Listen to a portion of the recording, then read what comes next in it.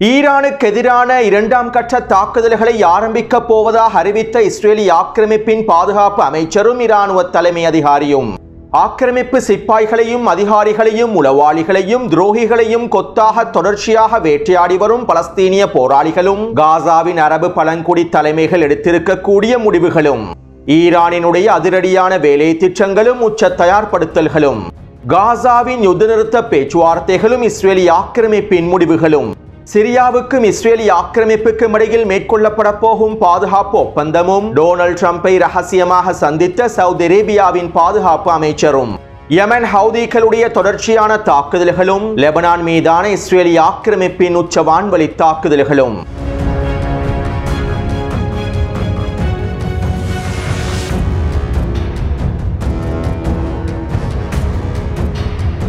யமன் ஹவுதிகளுடைய புரட்சி தலைவர் அப்துல் மலிக் அவர்கள் சில முக்கியமான கருத்துக்களை வெளியிட்டிருந்தார். இஸ்ரேலிய ஆக்கிரமிப்புடனான போரிலே அரபு படைகள் வெறும் 6 நாட்களில் தோற்கடிக்கப்பட்டிருந்தார்கள். 6 நாட்களுக்கு மேலால் ஒட்டுமொத்த அரபு படைகளும் ஒன்றிணைந்து இஸ்ரேலிய ஆக்கிரமிப்புக்கு எதிராக போரை தொடர முடியாத நிலைமை ஏற்பட்டிருந்தது. மிகப்பெரிய ஆயுத பலங்களை அரபு படைகள் பயன்படுத்தி இருந்தாலும் இஸ்ரேலிய ஆக்கிரமிப்பு 6 நாட்களிலேயே ஒட்டுமொத்த அரபு படைகளையும் தோற்கடித்து விட்டது. ஆனால் இன்று காசாவிலே பலஸ்தீனிய போராளிகள் 21 மாதங்களாக உறுதியோடும் நெகிழ்ச்சியோடும் போராடிக் கொண்டிருக்கின்றார்கள். 21 மாதங்களாக அமெரிக்காவினாலும் இஸ்ரேலிய ஆக்கிரமிப்பினாலும் நேட்டோவினாலும் பலஸ்தீனிய போராளிகளை அடக்க முடியவில்லை. அமெரிக்காவும் இஸ்ரேலிய ஆக்கிரமிப்பும் நேட்டோவும் ஒன்றிணைந்து எல்லாவிதமான நவீன ஆயுதங்களை பயன்படுத்தியும் காசாவிலே பலஸ்தீனிய மக்களையும் பலஸ்தீனிய போராளிகளையும் வெற்றி கொள்ள முடியவில்லை. 21 மாதங்களாக ஆக்கிரமிப்பு ராணுவம் காசாவின் புதைக்குழிகளில் மண்டியிட்டு வருகின்றது. அரபு படைகளிடம் இருக்கக்கூடிய எல்லாவிதமான ஆயுதங்களும் பொருளாதார வளங்களும் பலஸ்தீனிய போராளிகளிடத்திலே இருந்திருந்தால் இஸ்ரேலிய ஆக்கிரமிப்பின் நிலைமை தற்போது எவ்வாறு இருக்கும் என்பதனையும் சிந்தனை செய்து பாருங்கள். பலஸ்தீனிய மக்களும் பலஸ்தீனிய போராளிகளும் தொடர்ச்சியாக உறுதியோடு போராடி வருகின்றார்கள். இறைவனின் உதவியோடு பலஸ்தீனிய மக்களுக்கான வெற்றி நிச்சயமாக வந்தடையும். மேலும் எங்களுடைய சகோதரர்களான பலஸ்தீனிய மக்களுக்கும் பலஸ்தீனிய போராளிகளுக்கும் நாங்கள் முழுமையான ஆதரவை வழங்குவது எங்களுக்கு கிடைத்திருக்கக்கூடிய மிகப்பெரிய கௌரவம் என்றும் யமன் ஹவுதிகளுடைய புரட்சி தலைவர் தெரிவித்துள்ளார். அத்தோடு யமன் ஹவுதி இராணுவத்தினர் இஸ்ரேலிய ஆக்கிரமிப்புக்கு எதிராக தொடர்ச்சியான தாக்குதல்களை மேற்கொண்டு வருகின்றார்கள். நேற்றைய தினமும் டெல் அவீவ் பிரதேசத்தின் இலக்கு வைத்து ஏவுகணை தாக்குதல் ஒன்றை மேற்கொண்டிருந்தார்கள். இருப்பினும் குறித்த ஏவுகணையானது இஸ்ரேலிய ஆக்கிரமிப்பின் வான்பரப்பிற்குள்ளே நுழைவதற்கு முன்பே சவுதி அரேபியாவினதும் ஜோர்டானினதும் வான் பாதுகாப்பு அமைப்புகள் மூலமாக சுட்டு வீழ்த்தப்பட்டுள்ளன. அதே நேரம் யமன் ஹவுதி இராணுவத்தினர் செங்கடல் முற்றுகையையும் தொடர்ச்சியாக மேற்கொண்டு வருகின்றார்கள். அடுத்து நேற்று மாலை இஸ்ரேலிய ஆக்கிரமிப்பு ராணுவம் தெற்கு லெபனான் பிரதேசத்திலே 5க்கும் அதிகமான வான்வழி தாக்குதல்களை மேற்கொண்டிருந்தது. மேலும் தெற்கு லெபனான் பிரதேசத்திலே ட்ரோனை பயன்படுத்தி ஒரு வாகனம் ஒன்றை இலக்கு வைத்திருந்தது. இந்த படுகொலை தாக்குதலிலே IRGC குதுஸ் படையோடு நெருங்கிய தொடர்புகளை கொண்டிருக்கக்கூடிய ஹிஸ்புல்லாஹ் ராணுவத்தின் மிக முக்கியமான புள்ளியொருவர் படுகொலை செய்யப்பட்டுள்ளார் என்பதும் உறுதி செய்யப்பட்டுள்ளது. அதே போன்று இன்று காலையிலிருந்தும் இஸ்ரேலிய ஆக்கிரமிப்பு தெற்கு லெபனானினுடைய நபட்டியா பிரதேசத்தை இலக்கு வைத்து வான்வழி தாக்குதல்களை மேற்கொண்டு வருகின்றது. குறித்த பிரதேசத்தில் இருக்க ஏவுகணை களஞ்சிய சாலைகளை இலக்கு வைத்து நாங்கள் தாக்குதல்களை மேற்கொண்டுள்ளோம் என இஸ்ரேலிய ஆக்கிரமிப்பு ராணுவம் அறிவித்திருந்தாலும் குறித்த பகுதிகளில் இருக்கக்கூடிய குடியிருப்பு கட்டிடங்கள் இலக்கு வைத்து இஸ்ரேலிய ஆக்கிரமிப்பு இந்த தாக்குதல்களை மேற்கொண்டிருப்பதாக லெபனானிய ஊடகங்களும் உறுதிப்படுத்தியுள்ளன. அடுத்து ஆப்ரஹாம் ஒப்பந்தத்திற்கு மேலதிகமாக இஸ்ரேலிய ஆக்கிரமிப்புக்கும் சிரியாவுக்கும் இடையிலே ஒரு பாதுகாப்பு ஒப்பந்தம் ஒன்று மேற்கொள்ளப்பட போவதாக இஸ்ரேலிய ஆக்கிரமிப்பு ரிசர்வ் படை பிரிவுகளின் தளபதிகளில் ஒருவரான மேஜர் ஜெனரல் மோசே எலாட் இஸ்ரேலிய ஆக்கிரமிப்பு ஊடகங்களிடம் தெரிவித்துள்ளார். ஹிஸ்புல்லாஹ் ராணுவத்திற்கு எதிராகவும் ஈராக்கில் இருக்கக்கூடிய எதிர்ப்பு குழுக்களுக்கு எதிராகவும் வேலை திட்டங்களை மேற்கொள்வதற்காகவும் லெபனான் சிரியா மற்றும் ஈராக்கிலே ஈரானினுடைய ஆதிக்கத்தினை குறைப்பதற்காகவும் ஈரானினுடைய ஆயுத பரிமாற்றங்களை முழுமையாக தடுத்து நிறுத்துவதற்காகவும் இஸ்ரேலுக்கு சிரியாவுக்கும் இடையிலே ஒரு பாதுகாப்பு ஒப்பந்தம் மேற்கொள்ளப்பட போவதாகவே இவர் தெரிவித்துள்ளார். சிரியாவுக்கும் இஸ்ரேலுக்கும் இடையிலே உளவு தகவல்களை பகிர்ந்து கொள்ளக்கூடிய ஒரு மிக முக்கியமான பாதுகாப்பு ஒப்பந்தமாகவே இது அமைந்திருக்கும் என்றும் தெரிவிக்கப்படுகின்றது. ஆப்ரஹாம் ஒப்பந்தத்திற்கு மேலதிகமாகவே இந்த பாதுகாப்பு ஒப்பந்தம் மேற்கொள்ளப்பட போவதாக இஸ்ரேலிய ஆக்கிரமிப்பு ஊடகங்களும் செய்திகளை வெளியிட்டுள்ளன. அடுத்து ஆப்ரஹாம் ஒப்பந்தத்தினை விரிவுபடுத்துவதற்கான வேலை திட்டங்கள் டொனால்ட் ட்ரம்பினுடைய தலைமைக்கு கீழால் அவசரமாக நடைபெற்று வருகின்றன. ஆப்ரஹாம் ஒப்பந்தத்திலே இணைந்து கொள்ளக்கூடிய நாடுகளின் பெயர் பட்டியலை வெளியிடுவதற்காக டொனால்ட் ட்ரம்பும் தயாராகி வருகின்றார். இப்படியான நிலைமையில் நேற்றைய தினம் சவுதி அரேபியாவினுடைய பாதுகாப்பு அமைச்சர் காலித் பின் சல்மான் ரகசியமாக அமெரிக்காவுக்கு விஜயம் செய்து வெள்ளை மாளிகையில் டொனால்ட் ட்ரம்பை சந்தித்து கலந்துரையாடல்களை மேற்கொண்டுள்ளார். குறித்த கலந்துரையாடல் தொடர்பாகவும் இவருடைய வருகை தொடர்பாகவும் எந்தவிதமான புகைப்படங்களும் காணொளிகளும் வெளியிடப்பட்டிருக்கவில்லை. இல்லை. இஸ்ரேலுக்கும் சவுதி அரேபியாவுக்கும் இடையிலான இயல்பாக்கம் தொடர்பாகவே சவுதி அரேபியாவினுடைய பாதுகாப்பு அமைச்சர் டொனால்ட் ட்ரம்போடு கலந்துரையாடல்களை மேற்கொண்டிருப்பதாக அமெரிக்காவின் ஃபாக்ஸ் நியூஸ் ஊடகமானது செய்திகளை வெளியிட்டுள்ளது. அதேபோன்று வருகின்ற திங்கட்கிழமை நெட்டன்யாகுவின் விஜயத்தின் போதும் ஆப்ரஹாம் உடன்படிக்கை தொடர்பான விசேட கலந்துரையாடல்கள் மேற்கொள்ளப்பட இருப்பதாகவும் தகவல்கள் வெளியாகியுள்ளன. அத்தோடு சவுதி அரேபியாவில் ஆரம்பிக்கப்பட்ட முகமூடி இளைஞர்கள் தொடர்பான தகவல்கள் இன்னும் பெரிதாக வெளிப்படுத்தப்படவில்லை. சவுதி அரேபியாவின் முகமூடி இளைஞர்கள் தொடர்பான அடுத்த கட்ட தகவல்கள் வெளிப்படுத்தப்பட்டால் நிச்சயமாக அவை தொடர்பான தகவல்களை காணொளிகளில் பதிவிடுவேன்.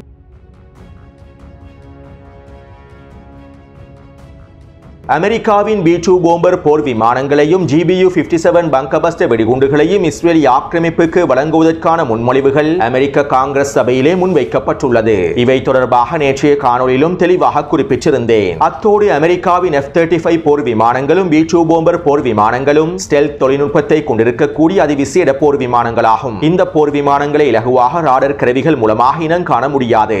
இருப்பினும் அமெரிக்காவின் F-35 போர் விமானங்களையும் B-2 போம்பர் போர் விமானங்களையும் இனம் காண்பதற்காக ரஷ்யாவும் சீனாவும் ஈரானும் விசேட ராடர் கருவிகளையும் உருவாக்கியுள்ளார்கள். அதிலே குறிப்பாக சீனா என்டி ஸ்டெல்த் தொழில்நுட்பத்தையும் அறிமுகம் செய்துள்ளது. இந்த ஸ்டெல்த் தொழில்நுட்பத்தினை முறியடிக்கக்கூடிய மிக முக்கியமான தொழில்நுட்பங்களையும் சீனா அறிமுகம் செய்துள்ளது. இதற்கமைவாக சீனா களமிறக்கி இருக்கக்கூடிய மிக முக்கியமான ராடர் கருவியே மீட்டர் வேவ் ராடர் கருவியாகும். சீனாவினுடைய வான் பாதுகாப்பை பலப்படுத்துவதற்காக சீனாவினால் உருவாக்கப்பட்டிருக்கக்கூடிய விசேடமான ராடர் கருவியாகவே இந்த மீட்டர் வேவ் ராடர் கருவியானது காணப்படுகின்றது. மேலும் இந்த மீட்டர் வேவ் ராடர் கருவியோடு சீனாவின் நீண்ட தூர வான் பாதுகாப்பு அமைப்பான HQ-9 வான் பாதுகாப்பு அமைப்பும் ஒருங்கிணைக்கப்பட்டுள்ளது. எனவே இப்படியான நிலைமையில் ஈரான் சீனாவின் HQ-9 நீண்ட தூர வான் பாதுகாப்பு அமைப்புகளை மாத்திரம் கொள்வனவு செய்யாமல் இந்த ராடர் கருவிகளையும் கொள்வனவு செய்ய போவதாக தகவல்கள் வெளியாகியுள்ளன. ஈரான் குறித்த ராடர் கருவிகளை முழுமையாக கொள்வனவு செய்யாவிட்டாலும் இவை தொடர்பான தொழில்நுட்ப திறன்களை சீனா ஈரானோடு பகிர்ந்து கொள்ளும் என்றும் எதிர்பார்க்கப்படுகின்றது. அத்தோடு சீனாவின் உதவியோடு ஸ்டெல்த் போர் விமானங்களை இனம் காண்பதற்காக ஈரான் தயாரித்திருக்கக்கூடிய ராடர் கருவிகளும் காணப்படுகின்றன. இந்த ராடர் கருவிகளை பயன்படுத்திய 12 நாள் போரின் போது ஈரானிய வான் பாதுகாப்பு படையினர் F-35 போர் விமானங்களை இலக்கு வைத்து தாக்குதல்களையும் மேற்கொண்டிருந்தார்கள். மேலும் இஸ்ரேலிய ஆக்கிரமிப்பு போர் விமானங்களை சுட்டு வீழ்த்தியும் இருந்தார்கள். எனவே தற்போது ஈரானின் ராடர் கருவிகளுடைய திறன்களை அதிகரிப்பதற்காகவே சீனாவினுடைய உதவியோடு இந்த மீட்டர் வேவ் ராடர் கருவிகளையும் கொள்வனவு செய்வதற்கான வாய்ப்புகள் அதிகமாக இருப்பதாகவும் தெரிவிக்கப்படுகின்றது. அடுத்து ஈரான் அதிரடியாகவும் வேகமாகவும் முக்கிய வசதிகளை இடமாற்றம் செய்து வருகின்றது. ஈரானின் வடமேற்கு மற்றும் மேற்கு பிரதேசத்தில் இருக்கக்கூடிய மிக முக்கியமான வான் பாதுகாப்பு அமைப்புகளையும் மிக முக்கியமான ராடர் கருவிகளையும் ஈரானினுடைய மத்திய பிரதேசத்தை நோக்கியும் ஈரானினுடைய கிழக்கு பிரதேசத்தை நோக்கியும் ஈரானிய ராணுவம் நகர்த்தி வருகின்றது. மேலும் தெஹ்ரான் மற்றும் ஷிராஸ் பிரதேசங்களிலே ராடர் கருவிகளை உற்பத்தி செய்யக்கூடிய தொழிற்சாலைகளும் வான் பாதுகாப்பு அமைப்புகளை உற்பத்தி செய்யக்கூடிய தொழிற்சாலைகளும் காணப்படுகின்றன. இந்த மிக முக்கியமான தொழிற்சாலைகளையும் தற்போது ஈரானிய ராணுவம் ஈரானினுடைய கிழக்கு பிரதேசத்தை நோக்கி இடம்பெயர்த்து வருகின்றார்கள். அது மட்டுமல்லாமல் இவ்வளவு நாளாக நிலைநிறுத்தப்பட்டிருந்த வான் பாதுகாப்பு அமைப்புகளையும் ராடர் கருவிகளையும் முழுமையாக இடம் மாற்றம் செய்துள்ளார்கள். நகர் பிரதேசங்களிலே வைக்கப்பட்டிருந்த வான் பாதுகாப்பு அமைப்புகளையும் ராடர் கருவிகளையும் மலை பிரதேசங்களுக்கும் இன்னும் ரகசியமான பிரதேசங்களுக்கும் நகர்த்தியுள்ளார்கள். அடுத்து ஈரானினுடைய நிலத்தடி சுரங்கப்பாதைகளுக்கும் நிலத்தடி நகரங்களுக்கும் மிக முக்கியமான ஏவுகணை களஞ்சிய சாலைகளுக்கும் 4 நுழைவாயில்கள் அமைக்கப்பட்டுள்ளன. ஒவ்வொரு நிலத்தடி நகரத்திற்கும் 4 நுழைவாயில்கள் அமைக்கப்பட்டிருக்கும். எனவே தற்போதைய சூழ்நிலையில் ஈரானிய ராணுவம் அவசரமாக இந்த நுழைவாயில்களுடைய எண்ணிக்கையை அதிகரித்து வருகின்றது. ஒரு நிலத்தடி சுரங்கப்பாதைக்கு 8 நுழைவாயில்களை ஏற்படுத்துவதற்கான வேலை திட்டங்கள் அவசரமாக மேற்கொள்ளப்பட்டு வருகின்றன. ஈரானினுடைய மேற்கு பிரதேசத்திலும் வடமேற்கு பிரதேசத்திலும் இருக்கக்கூடிய சுரங்கப்பாதைகளின் ஏவுகணை நகரங்களின் நுழைவாயில்கள் இஸ்ரேல் ஆக்கிரமிப்பினால் சிதைக்கப்பட்டிருந்தன. மேலும் சிதைக்கப்பட்ட பெரும்பாலான நுழைவாயில்களை ஈரானிய ராணுவத்தினர் அவசரமாக மீட்டெடுத்து விட்டார்கள். மேலும் இந்த ஏவுகணை களஞ்சிய சாலைகளுடைய திறன்களை அதிகரிப்பதற்காகவே தற்போது 4 நுழைவாயில்களை 8 நுழைவாயில்களாக மாற்றியுள்ளார்கள். மேலதிகமாக உருவாக்கப்பட்டிருக்கக்கூடிய இந்த நுழைவாயில்கள் ரகசியமாக உருவாக்கப்பட்டிருப்பதாகவும் தெரிவிக்கப்படுகின்றது. அத்தோடு இஸ்ரேலிய ஆக்கிரமிப்பு போர் விமானங்களின் தாக்குதல்களையும் அச்சுறுத்தல்களையும் முறியடிப்பதற்காகவும் சவால் செய்வதற்காகவுமே தற்போது ஈரானிய ராணுவத்தினர் கிழக்கு பிரதேசத்தை நோக்கி அனைத்தையும் இடம்பெயர்த்து வருகின்றார்கள். ஈரானினுடைய கிழக்கு பிரதேசத்தினை பலப்படுத்துவது இஸ்ரேலிய ஆக்கிரமிப்பு ராணுவத்திற்கு மிகப்பெரிய சவாலானதாக மாறிவிடும். இதற்கமைவாகவே தற்போது ஈரானிய ராணுவத்தினர் எல்லாவிதமான வேலை திட்டங்களையும் மேற்கொண்டு வருகின்றார்கள். அதாவது புதிய தந்திரோபாயங்களுக்கு அமைவாக ஈரானிய யுத்த களத்தை தயார்படுத்தி வருகின்றார்கள். அடுத்து 12 நாள் போரின் போது ஈரானினுடைய குறுகிய தூர வான் பாதுகாப்பு அமைப்புகளான மாஜித் மற்றும் அசராக்ஷ் வான் பாதுகாப்பு அமைப்புகள் உச்ச அளவில் பயன்படுத்தப்பட்டிருந்தன. மேலும் குறித்த வான் பாதுகாப்பு அமைப்புகளுடைய திறன்கள் வெற்றிகரமாக களமிறக்கப்பட்டிருந்தன. இதனால் தற்போது ஈரானிய ராணுவத்தினர் மாஜித் மற்றும் அசராக்ஷ் வான் பாதுகாப்பு அமைப்புகளை அதிகமாக களமிறக்கியுள்ளார்கள். குறிப்பாக நகர் பிரதேசங்களையும் மிக முக்கியமான பிரதேசங்களையும் பாதுகாப்பதற்காகவே இந்த வான் பாதுகாப்பு அமைப்புகள் அதிக அளவில் களமிறக்கப்பட்டிருப்பதாகவும் தெரிவிக்கப்படுகின்றது. அடுத்து இன்று காலை இஸ்ரேலிய ஆக்கிரமிப்பின் பாதுகாப்பு அமைச்சர் விசேட அறிக்கைகளை வெளியிட்டிருந்தார். ஈரான் அதனுடைய அணுசக்தி திறன்களையும் ஏவுகணை திறன்களையும் மீட்டெடுப்பதற்கான எல்லாவிதமான முயற்சிகளையும் மேற்கொண்டு வருகின்றது. ஒரு பொழுதும் நாங்கள் இவற்றுக்கு அனுமதிக்கப் போவதில்லை. அணுசக்தி திறன்களையும் ஏவுகணை திறன்களையும் மீட்டெடுக்கக்கூடிய ஈரானுடைய முயற்சிகளுக்கு எதிராக நாங்கள் வான்வழி தாக்குதல்களை மேற்கொள்வதற்கு தயாராகவே இருக்கின்றோம். தற்போது நாங்கள் ஈரானினுடைய இந்த செயற்பாடுகளை தடுத்து நிறுத்தாவிட்டால் எதிர்காலத்திலே நாங்கள் மிகப்பெரிய இழப்புகளையும் சந்திக்க வேண்டி ஏற்படும். ஈரானினுடைய ஏவுகணை திறன்களையும் அணுசக்தி திறன்களையும் முழுமையாக முடக்குவதன் மூலமாகவே இஸ்ரேலின் எதிர்காலத்தையும் பாதுகாக்க முடியும். மேலும் நாங்கள் ஈரானுடைய வான்பரப்பிலே எங்களுடைய மேலாதிக்கத்தையும் தொடர்ச்சியாக வைத்திருக்க வேண்டும். எனவே ஈரானுக்கு எதிரான அடுத்த கட்ட வான்வழி தாக்குதல்கள் தயார் நிலையிலேயே இருக்கின்றது என இஸ்ரேலிய ஆக்கிரமிப்பின் பாதுகாப்பு அமைச்சர் தெரிவித்துள்ளார். இதைத் தொடர்ந்து இஸ்ரேலிய ஆக்கிரமிப்பு ராணுவத்தினுடைய தலைமை அதிகாரி எல் ஜமீர் இவ்வாறு தெரிவித்தார். ஈரானுக்கு எதிராக எங்களுடைய முதலாம் கட்ட நடவடிக்கைகள் முடிவடைந்து விட்டன. ஆனால் ஈரானுக்கு எதிரான பிரச்சாரம் முடிவடையவில்லை. ஈரானினுடைய ஒட்டுமொத்த திறன்களையும் பூஜ்ஜியமாக்குவது எங்களுடைய மிக முக்கியமான இலக்காகும். மேலும் இரண்டாம் கட்ட தாக்குதல்களுக்கு நாங்கள் தயாராகவே இருக்கின்றோம் என இஸ்ரேலிய ஆக்கிரமிப்பு ராணுவ தலைமை அதிகாரி எல் ஜமீர் தெரிவித்துள்ளார். நெட்டன்யாகுவின் அமெரிக்க விஜயத்திற்கு பின்பே ஈரானுக்கு எதிரான இரண்டாம் கட்ட தாக்குதல்கள் ஆரம்பிக்கப்படுவதற்கான வாய்ப்புகள் இருப்பதாக இஸ்ரேலிய ஆக்கிரமிப்பு ராணுவ ஆய்வாளர்களும் கருத்துக்களை வெளியிட்டுள்ளார்கள். அத்தோடு இஸ்ரேலிய ஆக்கிரமிப்பு ஈரானுக்கு எதிரான அடுத்த கட்ட இரண்டாம் கட்ட தாக்குதல்களை ஆரம்பித்தால் இஸ்ரேலிய ஆக்கிரமிப்புக்கு தகுந்த பதிலடிகளை வழங்குவதற்கும் விருந்துபசாரங்களை வழங்குவதற்கும் ஈரானிய ராணுவத்தினர் தயாராகவே இருக்கின்றார்கள் என்பதும் குறிப்பிடத்தக்க விடயமாகும். இஸ்ரேலிய ஆக்கிரமிப்புக்கு எதிரான ட்ரூ பொமிஸ்போ தாக்குதலானது தயாராகவே உள்ளது என்பதும் குறிப்பிடத்தக்க விடயமாகும்.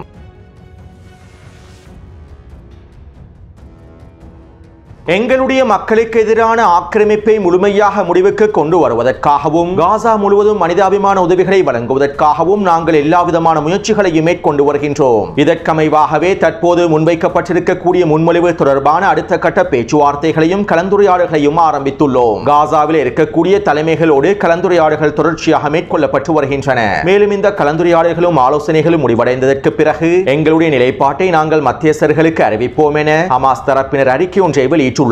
பெரும்பாலும் இன்றிரவு குறித்த முன்மொழிவுக்கான பதிலை ஹமாஸ் தரப்பினர் வெளியிடுவார்கள் என்றும் எதிர்பார்க்கப்படுகின்றது. அத்தோடு அமெரிக்காவினால் முன்வைக்கப்பட்டிருக்கக்கூடிய குறித்த முன்மொழிவு தொடர்பான தகவல்கள் இன்னும் முழுமையாக வெளிப்படுத்தப்படவில்லை. இருப்பினும் கிடைக்கப்பட்டிருக்கக்கூடிய தகவல்களுக்கு அமைவாக 60 நாள் யுத்த நிறுத்த காலப்பகுதிக்குள் 10 உயிருள்ள பணைய கைதிகளையும் 18 உயிரிழந்த பணைய கைதிகளும் பரிமாற்றம் செய்யப்படுவார்கள் என்றும் ஒப்பந்தத்தினுடைய முதலாவது நாளிலேயே நிரந்தர யுத்த நிறுத்தத்தினை ஏற்படுத்துவதற்கான பேச்சுவார்த்தைகள் ஆரம்பிக்கப்படும் என்றும் தெரிவிக்கப்பட்டிருப்பதாக தகவல்கள் வெளியாகியுள்ளன. அதே நேரம் அமெரிக்க முன்மொழிவு தொடர்பாக இஸ்ரேலிய ஆக்கிரமிப்பு தலைமைகள் இவ்வாறு தெரிவித்துள்ளார்கள். எந்த ஒரு ஒப்பந்தம் கைச்சாத்திடப்பட்டாலும் காசாவின் பிலடெல்பியா எல்லை பிரதேசத்திலிருந்தும் நெட்சரீம் எல்லை பிரதேசத்திலிருந்தும் ரஃபாவின் கிழக்கு பிரதேசங்களில் இருந்தும் மொராகச்சு பிரதேசத்திலிருந்தும் இஸ்ரேலிய ராணுவம் ஒரு பொழுதும் முழுமையாக வெளியேறாது. எக்காரணம் கொண்டும் குறித்த பிரதேசங்களில் இருந்து இஸ்ரேலிய ராணுவமானது வெளியேற்றப்பட மாட்டாது என இஸ்ரேலிய ஆக்கிரமிப்பு ராணுவ தலைமை அதிகாரிகள் இஸ்ரேலிய ஆக்கிரமிப்பு ஊடகங்களிடம் தெரிவித்துள்ளார்கள். அதாவது எந்த ஒரு ஒப்பந்தம் கைச்சாத்திடப்பட்டாலும் காசாவிலிருந்து இஸ்ரேலிய ஆக்கிரமிப்பு ராணுவம் முழுமையாக வெளியேறாது என்று இஸ்ரேலிய ஆக்கிரமிப்பு தலைமைகள் அவர்களுடைய முடிவுகளை வெளியிட்டுள்ளார்கள். எனவே குறித்த முன்மொழிவு தொடர்பாக ஹமாஸ் தரப்பினர் எவ்வாறான நிலைப்பாடுகளை வெளிப்படுத்தப் போகின்றார்கள் என்பதனை நாங்கள் பொறுத்திருந்து பார்ப்போம். அடுத்து GHF என்கின்ற அறக்கட்டளை நிறுவனத்தின் மூலமாகவே இஸ்ரேலிய ஆக்கிரமிப்பு காசாவிலே உணவு விநியோகத்தையும் மேற்கொள்கின்றது. மேலும் மத்திய காசாவிலும் நெட்சரீம் பிரதேசத்திலும் இந்த உணவு விநியோக மையங்களும் அமைக்கப்பட்டிருந்தன. அத்தோடு குறித்த பிரதேசங்களுக்கான உணவு விநியோகம் மேற்கொள்ளப்படும் சந்தர்ப்பத்தில் பல கொள்ளை சம்பவங்களும் நடைபெற்றிருந்தன.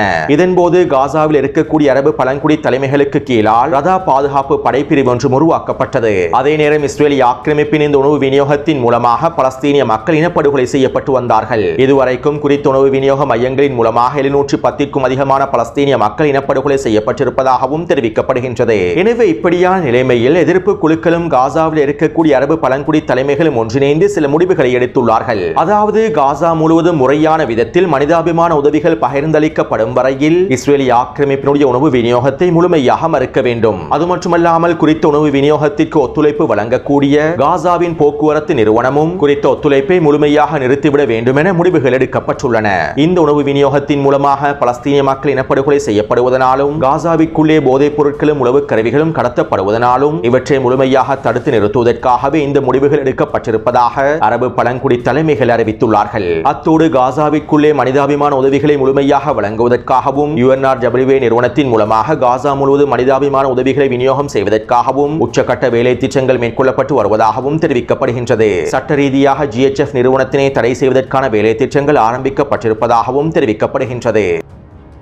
அடுத்து பலஸ்தீனிய போராளிகள் காசாவிற்குள்ளே இஸ்ரேலிய ஆக்கிரமிப்பு ராணுவத்தின் உளவு கருவிகளை விநியோகம் செய்த பல வியாபாரிகளை கைது செய்துள்ளார்கள். கருப்பு சந்தையின் மூலமாக காசாவிற்குள்ளே வரக்கூடிய உணவுப் பொருட்களிலும் தொலைபேசிகளிலும் உளவு கருவிகளை இஸ்ரேலிய ஆக்கிரமிப்பு பொருத்தி இருப்பதனை கண்டுபிடித்திருப்பதாகவும் இவற்றை காசாவிற்குள்ளே கடத்திய வியாபாரிகளே கைது செய்யப்பட்டிருப்பதாகவும் தெரிவிக்கப்படுகின்றது. அத்தோடு நேற்றைய தினம் பலஸ்தீனிய போராளிகள் மத்திய காசா பிரதேசத்திலே அபு ஜெயித் குடும்பத்திற்கு கீழால் உருவாக்கப்பட்டிருக்கக்கூடிய ஆயுத குழுவை சேர்ந்த 13 பேரை கைது செய்து தூக்கிலிட்டுள்ளார்கள். அதே போன்று கான்யூனிஸினுடைய மேற்கு பிரதேசத்தில் பார்பெக் குடும்பத்திற்கு கீழால் உருவாக்கப்பட்டிருக்கக்கூடிய ஆயுத குழுவை சேர்ந்த 3 முக்கியமான நபர்களை கைது செய்து தூக்கிலிட்டுள்ளார்கள். மேலும் தொடர்ச்சியாக உளவாளிகளையும் துரோகிகளையும் கொத்து கொத்தாக பலஸ்தீனிய போராளிகள் அளித்து வருகின்றார்கள். அடுத்து இஸ்ரேலிய ஆக்கிரமிப்பு ராணுவம் கடந்த 24 மணித்தியாலங்களுக்குள் காசாவிற்குள்ளே மேற்கொண்டிருக்கக்கூடிய வான்வழி தாக்குதலினால் 45க்கும் அதிகமான பலஸ்தீனிய மக்கள் இனப்படுகொலை செய்யப்பட்டுள்ளார்கள். அதே நேரம் பலஸ்தீனிய போராளிகளும் காசாவின் களத்திலே வீரியமான தாக்குதல்களை மேற்கொண்டு வருகின்றார்கள். இதற்கமைவாக அல்-கஸாம் படையினர் கான்யூனிஸின் நஜ்ஜார் பிரதேசத்திலே ஒரு சிக்கலான தாக்குதல் ஒன்றை மேற்கொண்டுள்ளார்கள். குறித்த பிரதேசத்தில் இருக்கக்கூடிய சுரங்கப்பாதை பொறியொன்றை பயன்படுத்தி